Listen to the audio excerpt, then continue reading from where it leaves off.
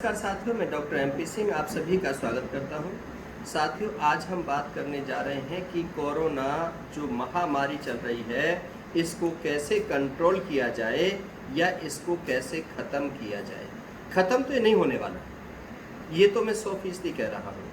अब आप कहेंगे ऐसा क्यों कह रहे हैं, कारण क्या है? कि साथियों, इसका कारण ये है कि अभी हम कितने लोग जागरूक हो चुके हैं। न तो हम सरकार की गाइडलाइनों को मान रहे हैं। ख़त्म कब होगा? जब हम अपने घरों में कैद हो जाएंगे, घर से बाहर नहीं निकलेंगे, डबल लेयर का हम मास्क यूज करेंगे, सामाजिक दूरी बनाएंगे, कहीं भीड़ का हिस्सा नहीं बनेंगे, तभी तो इस संक्रमण रुकेगा। हम इस संक्रमण को रोक नहीं पा रहे हैं। हम यदि बाइक पर जा रहे हैं तो 2 की जगह 3 बैठ रहे हैं। हम यदि ऑटो में जा रहे हैं तो 10 की जगह 15 बैठ रहे हैं, 2 बैठने चाहिए। और यदि हम कार में जा रहे हैं तो 4-5 लोग बैठ रहे हैं। अब उसमें कोई संक्रमित भी हो सकता है, तो संक्रमण घर तक आएगा।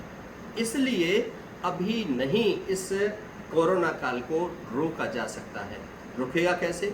रुकेगा जब मेडिकल फैसिलिटीज बढ़िया हो जाएगी। कहने का भाव ये है कि जब 100 लोगों के लिए 100 लोग बीमार पड़े तो 110 लोगों की मेडिकल फैसिलिटी यदि हमारे पास में है तो कोरोना कंट्रोल हो जाएगा। और जब हमारे पास 1000 मरीज हैं और हमारे पास ICU बेड की व्यवस्था 100 की है, तो फिर कैसे कंट्रोल होगा?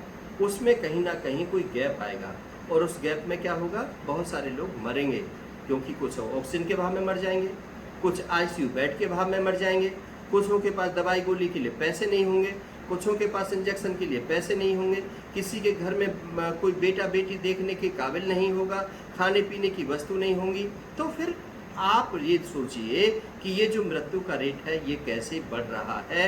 ये ठीक इसी प्रकार से आपके ऊपर निर्भर करता है।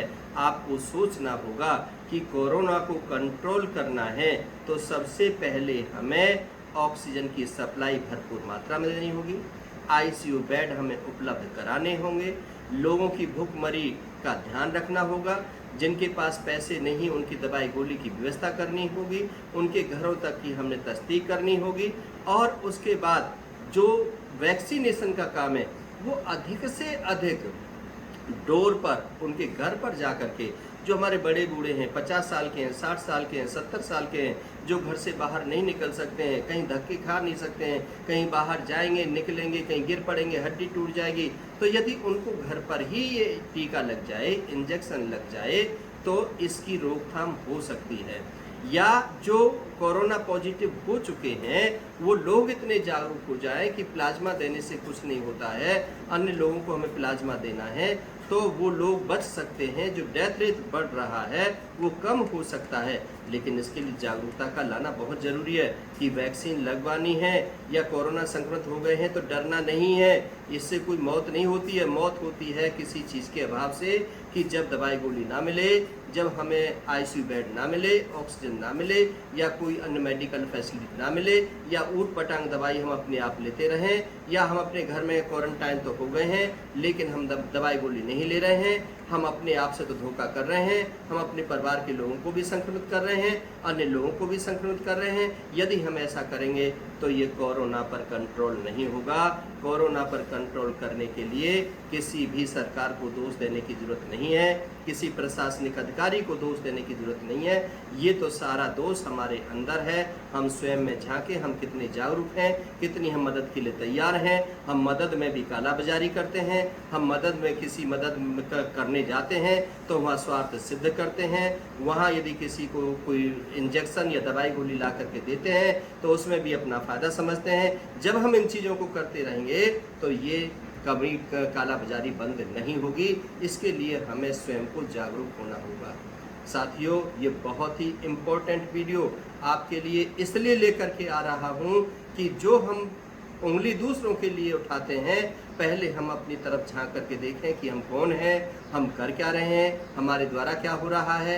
यदि हम सही से सही नियमों की पालना करने लगें और सही से किसी की मदद करने लगें तो इस कोरोना महाकाल को रोका जा सकता है।